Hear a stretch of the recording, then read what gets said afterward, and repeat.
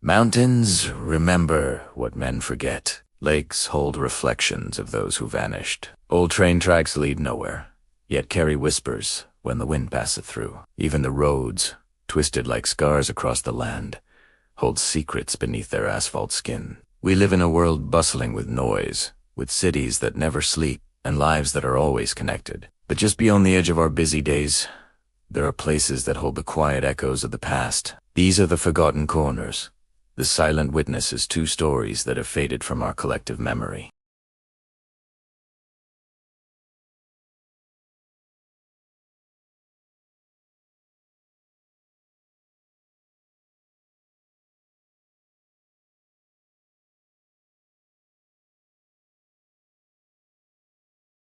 Have you ever stood at the edge of an old quarry, the cliffs unnaturally sheer, and felt a strange sense of awe? These aren't natural formations. They are man-made canyons, carved out by generations of labor. Imagine the sound that once filled this space, the rhythmic clang of pickaxes against stone, the rumble of carts, the shouts of men echoing off these very walls.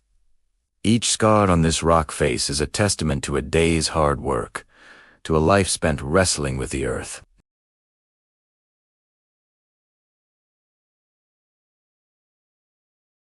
The community that thrived here, the town built around this industry, might be nothing more than a few crumbling foundations hidden by weeds. But the mountain remembers. It remembers the sweat, the hopes, and the hardships. It holds the story of their lives in its very bones.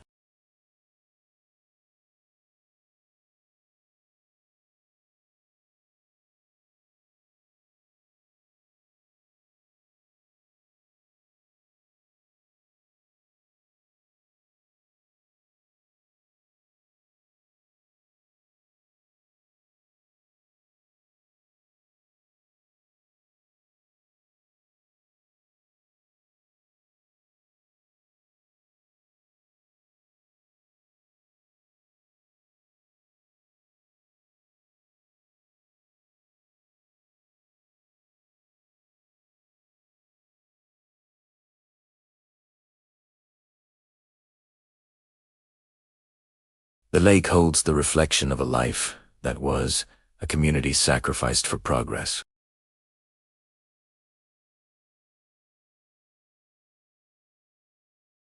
Now, picture this.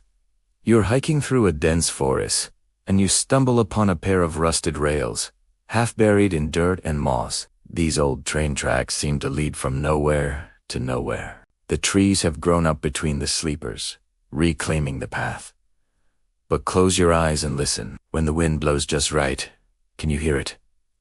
A faint, phantom whistle, the ghostly rumble of a train that no longer runs. These tracks once connected communities, carried goods, and transported people chasing dreams.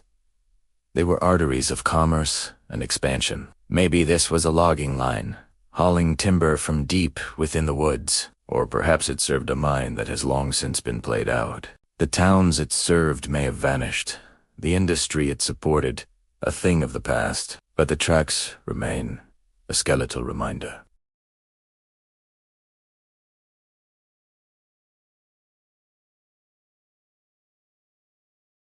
They are a monument to a forgotten journey.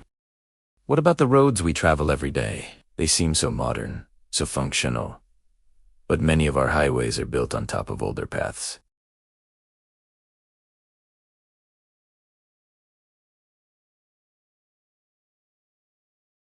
Beneath the smooth, black asphalt lies a layered history of travel. Each generation paved over the last, widening, straightening, modernizing. But the original path, the one that followed the contours of the land, is still there, a hidden foundation. Think about that the next time you're on a road trip. The highway you're on might be following the exact same route someone took on horseback 200 years ago.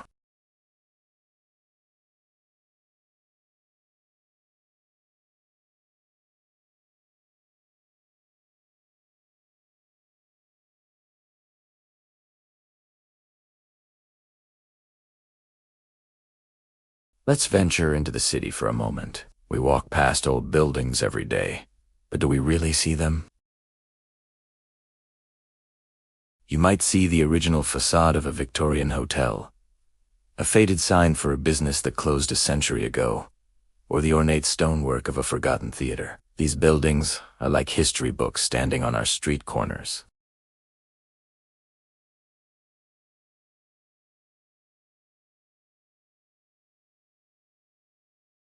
These places have absorbed the energy of all the people who have passed through them, the laughter, the arguments, the moments of joy and despair. If you stand still and really look, you can almost feel the presence of these past lives. The city breathes, and its breath is a mixture of the present and the past. These architectural ghosts are all around us, silent storytellers in the urban landscape.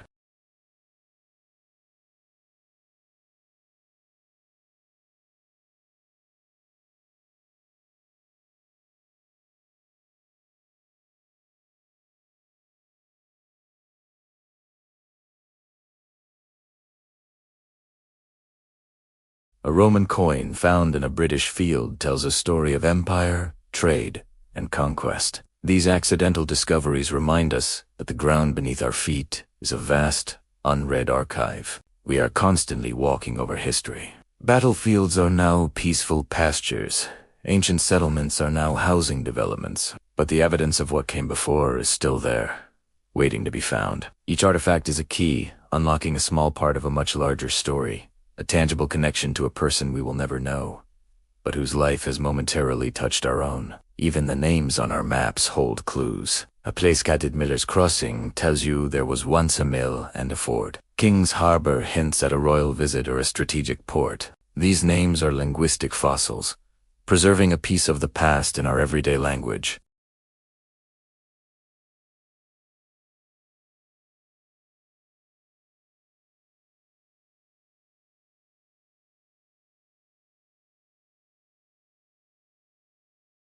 Exploring the etymology of place names is like being a detective.